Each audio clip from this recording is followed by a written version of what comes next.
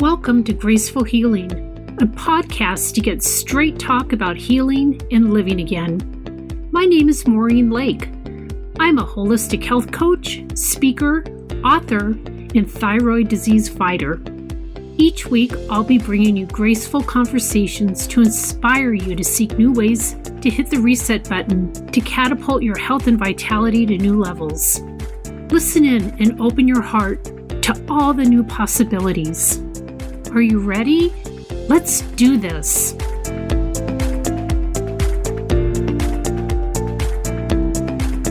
Lyena is an inspirational speaker, storyteller, and coach, committed to changing the way humans relate to change, challenge, and adversity, so that the difficulties we face become the catalyst for our greatness. Trust me when I tell you, you're going to be moved to tears when you hear Lyena's story. It's one of the most moving and powerful interviews I've ever done. I hope you enjoy and love her as much as I do. Good morning, everybody, and I can't wait for you to meet my guest today, Lyena. She has an unbelievable personal story and journey to share with you. And let's just get right into it, Lyena. How are you today? Oh, I'm well. I'm really well. I feel incredibly honored to be here. Oh, thank you. I'm honored to have you. So let's just get right down to it. Can you share with us your personal story and your journey and how you landed where you are today? Because I know my listeners are going to be flabbergasted when they hear your background, and it's so powerful. Thank you. Yeah, I'd be happy to.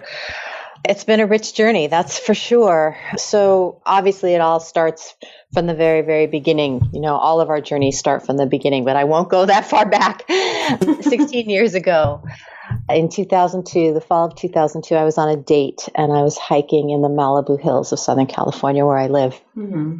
And it was very hot, and we went into an oak grove looking for some shade, and I climbed a tree.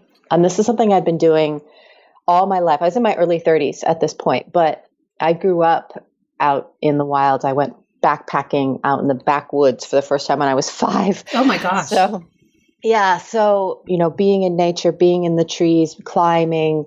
I was an extremely, extremely physical person. I was a lifelong dancer. This was the most normal thing I could do. Mm-hmm. But on this particular day, from 25 feet up, a branch broke. Oh. And 1.2 seconds later, I was on the ground. The physical ramifications of that experience, of those 1.2 seconds, I had some internal injuries, all of which, you know, were in a sense no big deal. They were horrifying at the time, but I recovered from all of them. But I also shattered my 11th vertebra in the middle of my spine, and I badly dislocated my spine, so much so that it came to lock in that dislocated position. So my spinal cord was instantly and completely crushed, which paralyzed me from the waist down. Now, I expected, because I was such an incredibly physical person, because physicality, physical expression was my essence, really. Mm-hmm. I expected paralysis to be the one thing that I could not recover from. I had had plenty of other traumas in my life by that point, but paralysis was my worst conscious fear. But in fact, that is not what happened. And it started to be not what I expected from the moment I heard the branch break, even before I hit the ground. Because in that moment, I realized that I had a choice. I had spent my life trying desperately to control, I guess the outcome of my life is the best way to say it. I was always trying to make sure that things went in the direction I wanted them to go, that I had the kind of life that I wanted, that I was happy, that I was protected, that I was safe. As I mentioned, I had many traumas already before that point in my life, and they had left me with this sense that, look, life is dangerous and things go badly sometimes, and I have to be vigilant and I have to be skilled and I got to be on it and make sure that bad stuff doesn't happen. So that had been my MO. And then I heard the crack and I knew instantly what was happening. And I realized that I had a choice, that I could fight to control this moment, just like I had done always in my life, or I could let go. And I chose to let go. So from the beginning, I mean, everything dropped into slow motion and this incredible peace came over me. And I started to see the world as it actually is, which is so golden and so full of life and love and beauty of God, really. Mm-hmm. And that adjustment changed everything for me. Wow. And so even though here I was living now my worst conscious fear, which I should mention turned out to be so much worse than I ever dreamed it would be. Like, you think of paralysis, and you think, oh, you can't walk, you can't move your legs. And that's devastating. Now you're in a wheelchair and you can't dance the way you used to, and you can't, get into your friends' houses because they all have steps in front of them. Mm-hmm. And you think of it just in terms of the mobility issues. And no doubt, the mobility issues are devastating and constant, absolutely constant everywhere you go. But mobility is such a tiny part, actually, of what paralysis entails. So, the total loss of my sexual sensation, mm-hmm. the daily incontinence, the loss of control of both my bladder and my bowel, the organ systems that are compromised, the way that my digestion is compromised, the way that my bones are compromised, the frequency and ease with which I shatter bones in my lower body. It's so much bigger. Mm-hmm. So people don't even stop to realize or comprehend that piece of it. It's very, very hard to. Yeah. It's hard because what we see is the mobility issue. Mm-hmm. That's what's on the surface. That's what's purely visible. And that is so devastating truly, that is such a hard thing. And we're all afraid of that. And so it's hard to see past that. Mm-hmm. We have no way of knowing that. So, but it's truly a much bigger picture.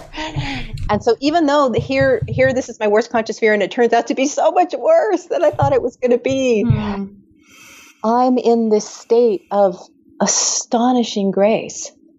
And everything in my life, even while I'm in rehab, I spent 2 months in the hospital after that, learning to compensate for what has been stolen takes a really long time, and it's really hard work, and you're super sick for a lot of it. And it's a devastating experience. I can't even imagine. I know living in Colorado when Amy Van Dyken had her accident and came back to Craig Hospital for her rehab, I really watched her carefully, and it was just at times gut-wrenching. It really was. I can't even imagine what you went through and the strength that you have in order to do it. But see, that's what was so incredible, Maureen, because I didn't have that strength. It's not like, incidentally, I went to Craig Hospital. That's where I did my rehab. Okay. I was injured in California, and I had my initial surgery and my first 10 days of recovery here. And then I flew on a medical Learjet so that I could do my inpatient rehab at Craig. So that's exactly where I was, outside Denver. Mm-hmm. And I was not that like, you imagine this strong person. That's not who I was going in, but that's who I became in between the ground and the branch. Jeez. Like I was so accompanied by something so much bigger than me. And so right from the beginning, everything started to shift. Like my personal relationships, I had been plagued by chronic depression almost my whole life, and tons of anxiety, like generalized anxiety. And that was vanishing. My depression vanished after I became paralyzed. It was the weirdest thing. That is weird. Yeah, it was just like, how is that possible? Right. When I got out of the hospital, I had already these amazing stories to tell. And I was an actor. I was a semi-professional actor. I was a founding member of a very well-respected theater company in Los Angeles, but I was making $300 a year as an actor. I was, not known outside my city at all. And when I got out of the hospital, I suddenly was utterly compelled to start telling these stories. And theater is what I knew, so that's what I did. I put together, my own stories in a very rough edit and called 100 people together and said, I'm going to do this on the stage. And that became a one-woman show that ended up doing 5 national tours. And just my sense of purpose, my confidence, my insight and wisdom and clarity, my mental health, and my personal relationships all improved, not in spite of paralysis, but because of it. That's amazing. That really It was pretty shocking, I have to say. I mean, even for me, like nobody was more surprised than I was. So nobody. Just out of curiosity, what was the name of your show? And are you going to go on the road again? Yeah, the show is called Caterpillar Soup. Great name. Yeah. And it's that metaphor of the caterpillar to the butterfly was extremely present in my life. I don't know if you know, but Craig Hospital, at least at that time, all of the ceilings are painted with butterflies. I did not know that. Yeah, so that when they wheel you in on your gurney, that's what you see. Oh my gosh, I had no idea. I just hear amazing stories about that hospital. But I didn't know that. Craig is truly extraordinary. So that metaphor and specifically the moment of metamorphosis inside the cocoon, because the caterpillar has to dissolve. Mm-hmm. It's not that it forms wings on the body that it has. It has to lose everything it's known itself to be in order to become this next thing. Mm-hmm. That's what I discovered, is that's true for us too. And it's the hardest thing, because you have to let go of who you've been before you know who you're becoming. Mm-hmm. So the show's called Caterpillar Soup. It opened in 2004 in Santa Monica, California. We ended up running for 6 months. We were supposed to run for 3 weeks. Yeah, we extended 5 times because we got huge critical praise, which I wasn't expecting, because it was this tiny little theater, and I wasn't expecting press to show up at all, actually. But audiences just kept coming back. People were coming 3 and 4 times to see the show. So we kept it running. And then I started touring nationally about a year later. The last national tour that we did was in the spring of 2011, after I gave birth to my son. Oh, so that's amazing. That's very much part of all the gold that my life became, because I was on this date, remember, when I fell. And it was someone I'd known, I'd been friends with for a couple of years, but only been dating for about 2 months. And I ended up marrying him. I was wondering. Yeah. I was rooting for you two. Yeah, we got married in 2006, and I gave birth to our son in 2010. Oh, that's wonderful. So the show toured. We did 5 national tours, but after I had Aiden, I was like, I can't be on the road with a baby. This is with a baby and a major disability. It was too much. So I do think that the show will come back, but I couldn't tell you when right now. So how old is Aiden now? He just turned 8 back in October. Oh gosh, what a fun age. And then you've done TED Talks too, right? I haven't done a TED Talk yet. It's funny you should mention that, because I'm actually prepping my TED Talk right now. I have always thought, I've been told for years, you should do a TED Talk, you should do a TED Talk. And when I first heard that, I really had still no great vision for the impact of my story. Like I just hadn't lived with it long enough to see what it was doing for people. And 5 years of touring will really let you see that. So I've been saying for years, I really want to do a TED Talk, and have decided that, okay, it's time to actually commit to that and get it written. So what I have done is a Sue Talk, which is an organization that is reasonably new, stands for, let's see if I can get this right. It's Successful, Unstoppable, Empowering Women. I always want to say uppity for the U. I have to really pause. Yeah, really. Don't misrepresent these people. No, Successful, Unstoppable, Empowering Women. And it's specifically in a business context. So it's a TED style talk. It's in the sense of, the amount of time that you have up on stage, but they're really looking at your wisdom as it applies to being in business. So that's a little bit different. Mm-hmm. Yeah, but you sure fit that category. That's for sure. Thank you. Thank you very much. Appreciate that. Well, it's just incredible. What were you doing? Like, what was your life like before your accident? I know you were a dancer and trying to do some acting, but I shouldn't say trying to. You were doing some acting, but it wasn't paying the bills, basically, is what I'm getting at. So I was just curious how your life changed in that way, too. Yeah, it's funny. If you look at my life then, there were definitely successes in my life. I mean, as I said, we had the very, very well-respected theater company. We were getting fantastic reviews. We were doing very unique, original work. But in many ways, my life was kind of limping along. Mm-hmm. I was a serial monogamist relationship wise, 2 to 4 years. That was kind of my max.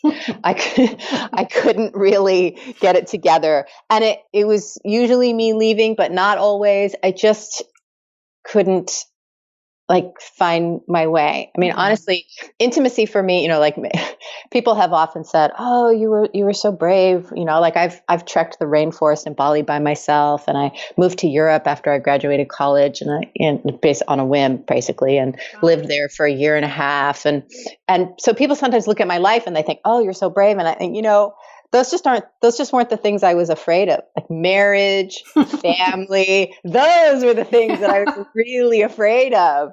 That's where, in my experience, that's where the real damage happens. So, I couldn't get the whole relationship thing together. Right before my accident, my injury, I had gone through a very, very painful breakup with someone I'd been in and out of relationship with for 15 years. Mm-hmm. And that was a devastating blow. So I was really having a hard time. And I was technically homeless. I was living with friends because I had been asked to leave the house that he and I shared. And so my life was kind of a mess. Mm-hmm. I had no real pathway to the career that I wanted, the income that I hoped for, the family that maybe someday I could be brave enough to have. I didn't have access to any of those things. Mm-hmm. And I was, maybe not surprisingly, frequently depressed and afraid of life, of living, of letting life have a say in how things went and where they went. I didn't want to leave anything to chance or to fate. I wanted to map it all out and have it go exactly my way, mm-hmm. or I wasn't going to do it. And consequently, I wasn't doing much. And wow, did you ever get thrown a curveball? Jeez. Yeah.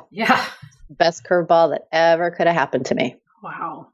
I just have to ask, because your mindset is like something to strive for. Seriously.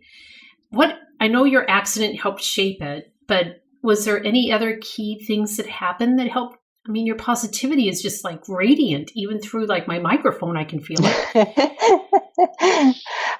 Well, I will say that the journey that began with my fall was absolutely full of lessons and rewrites. And, it was constant. It was absolutely constant. But what I teach today has to do with the fact that all of these challenges that we face, there's no human that escapes mm-hmm. facing challenges. It's not possible. And obviously one human to the next, those challenges look different. They're not the same things, but none of us escaped right. without that. So, and I've always thought of challenges, or I had always thought of challenges as like, these are the things that hurt us. They're the things that scare us, and they cause tremendous pain. Sometimes they, turn our lives upside down. And they feel like limiters. We experience them as limiters, as something that gets in the way of our progress, of something that now we have to deal with these wounds. We have to heal. We have to, mm-hmm. do all this stuff. And to my total shock, what I discovered was that it's not the nature of the challenge that dictates its impact on your life. It's the nature of the relationship that you're having with that challenge. And if we approach our challenges in the typical ways, first of all, as an adversarial situation, like beat it or be beaten by it. Mm-hmm. If we run, if we hide, these are the things that we typically do. If we just put our heads down and bear it until it goes away. Mm-hmm. Although we may survive our challenge based on those approaches. What we will not do is become more than we were before.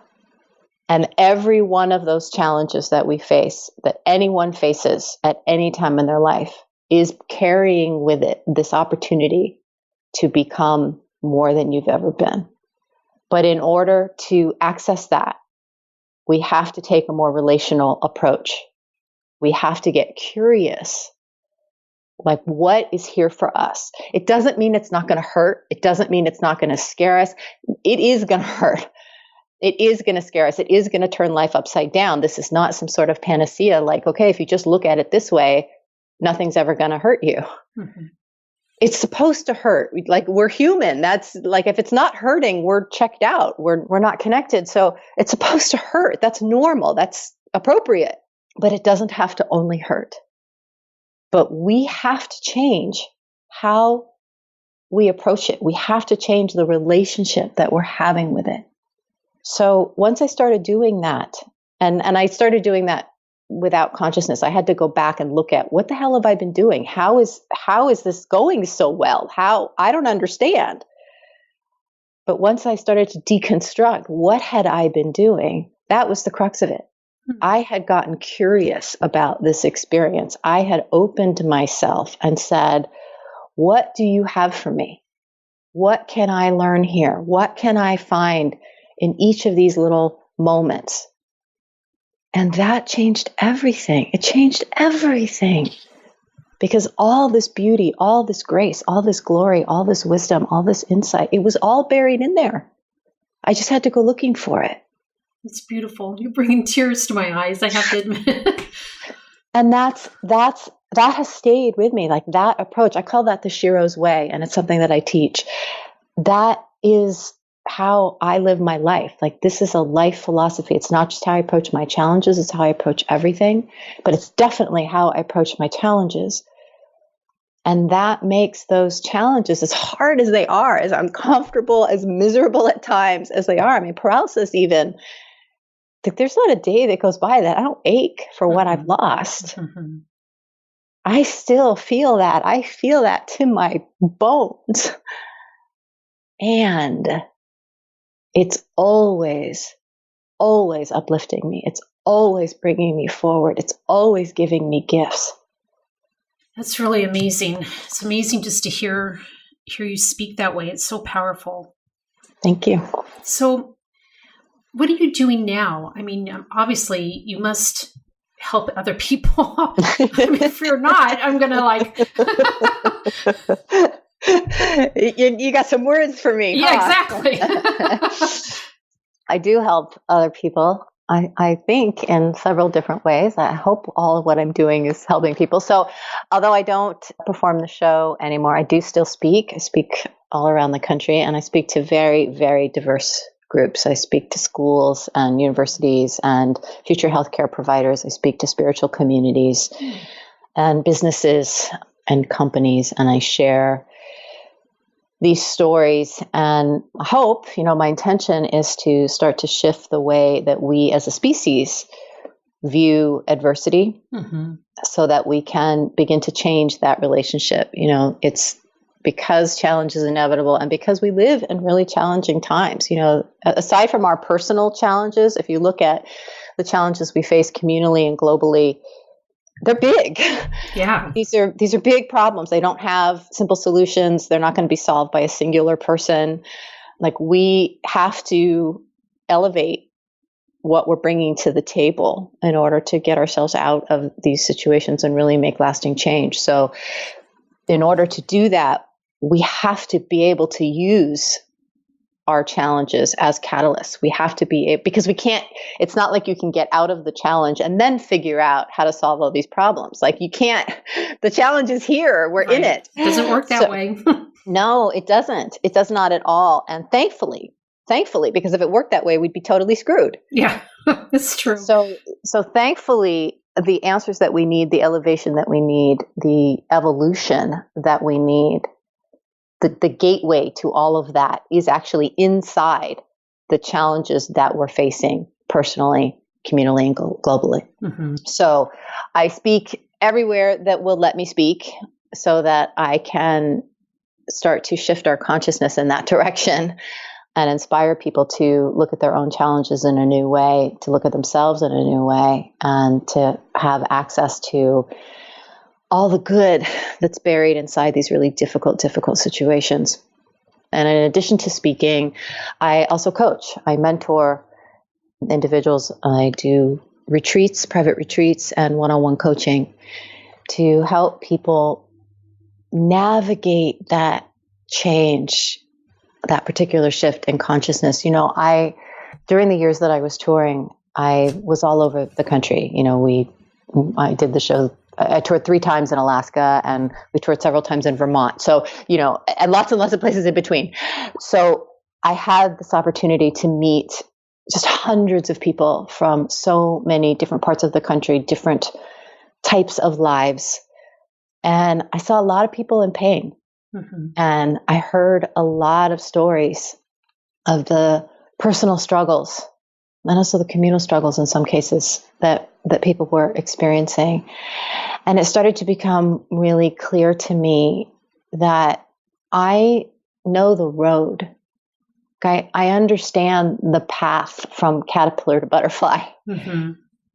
And it doesn't matter what's brought you to that road. The metamorphosis, the components of metamorphosis are going to be the same. And it started to really pain me that people were sort of groping around in the dark, that they were in these cocoons and they were dissolving, and it was terrifying. And even if they had some sense that wings were coming, they had no idea what was happening to them or how to move through it mm-hmm. in a way that wasn't just excruciating. Mm-hmm. And I thought, but I do know. And so I started a coaching practice. So mostly so that I could be a lantern bearer, because I can't go through it for anyone, but I can hold up a light. I can say, this is what's happening to you. Mm-hmm. This is the stage you're in. This is what you can expect from it. This is what will help you move through it faster and less painfully. This is what will come next. And I can be a companion along that road. That's amazing, because I can't even imagine how lonely that process is. Oh, I mean, I can't. That's even exactly the word for it. I know, because that's what it was like for me when I went through it. And I'm so grateful that I had spirit. I wasn't really alone. And it's lonely. It's terrifying. Mm-hmm. Again, because you're letting go of what you know before you know what you're becoming. Mm-hmm. So it's an act of pure faith that you're going to become anything. Right. That you're going to become anything worthwhile, that you're going to become, it's impossible in that moment to imagine that what you're becoming could be even a teensy bit better than what you've been. Like, all you want to do is get back to good.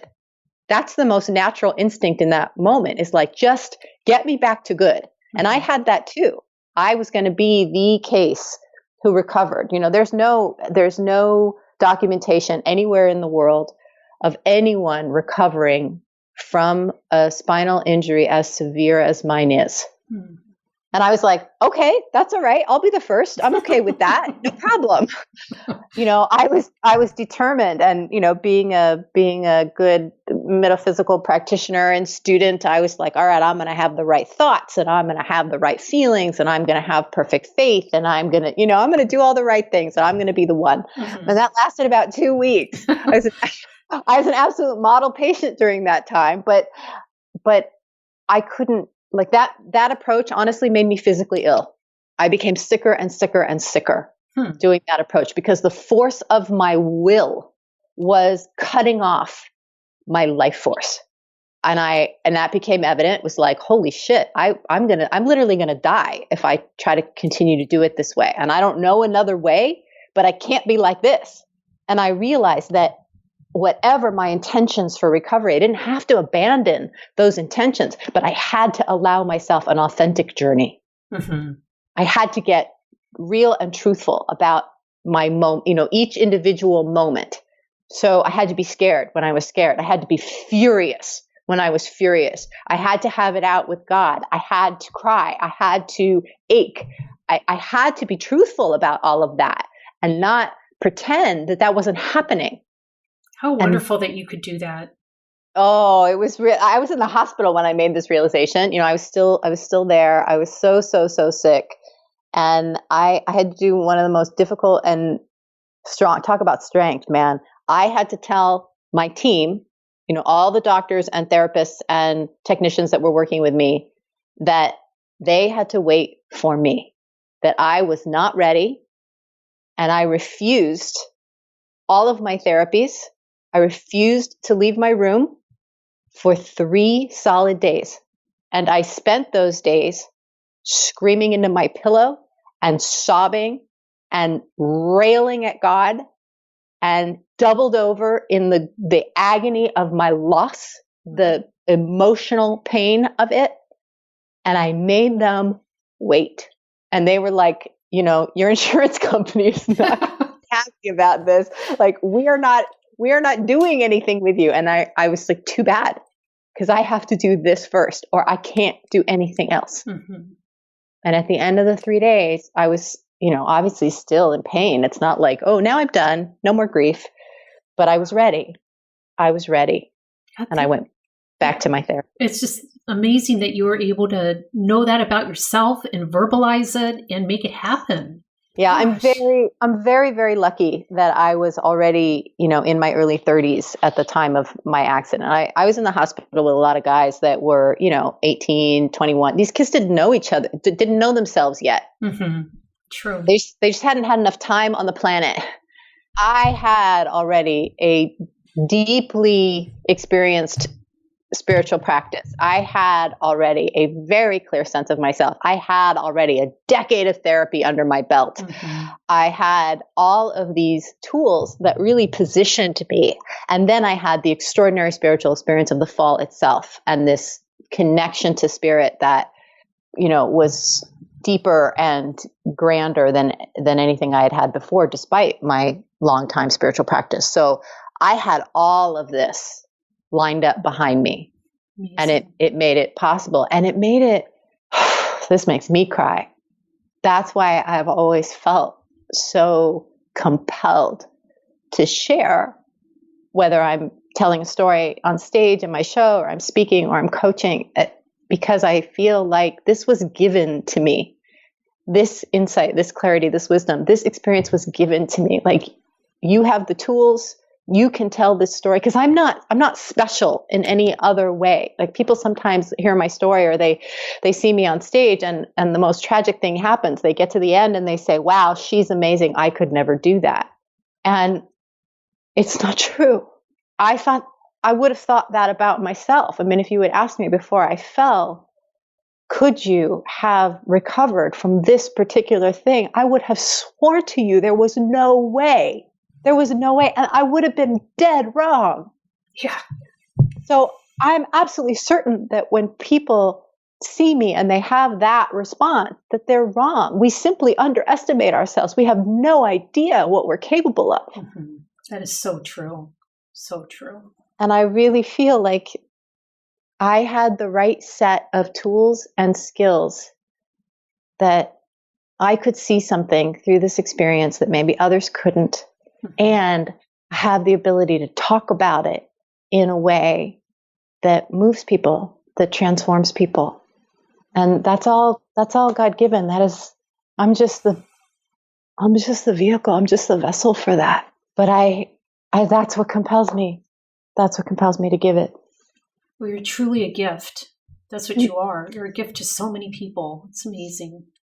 I always end my podcast with this one sentence, but it seems so like silly to ask it of you, because I think you've already answered it in so many different ways and so many beautiful, articulate stories. But if you could go back in time and tell your younger self a piece of advice, knowing what you know now in your life, is there anything I can't even imagine there's anything you'd tell your younger self by your outcome. I mean,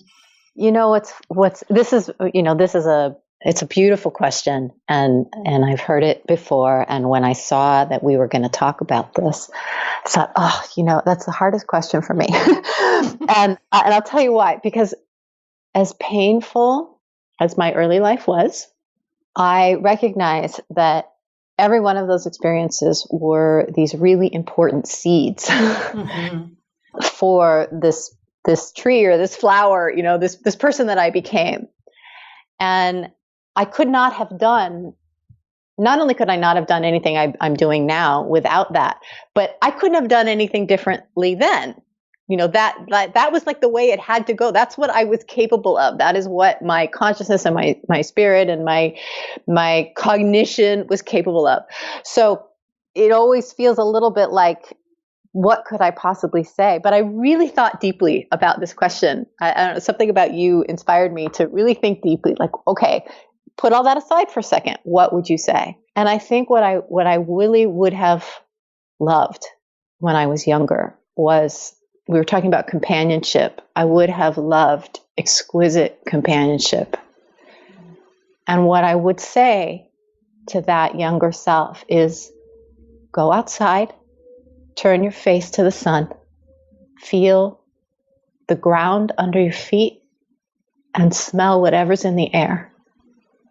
This is God, and she can't leave you because you are her and she is you. Now lean into that. That's what I would say. And I have no words. I need a Kleenex. Oh my gosh. Thank you so much for this interview. I just want to wrap it up because it's just so beautiful the way you ended it. And I cannot tell you how much this means to me to have this half hour of your time. It has truly been my pleasure. Thank you for giving me another opportunity to share. You bet. And we'll talk soon. Hey, thank you for joining us today. I hope you enjoyed this episode as much as I did. If you can, take a moment and give us a review. And please join the VIP room in Facebook for more discussion and insights. You can find us at Graceful Healing Podcast VIP room. See you there and see you next time.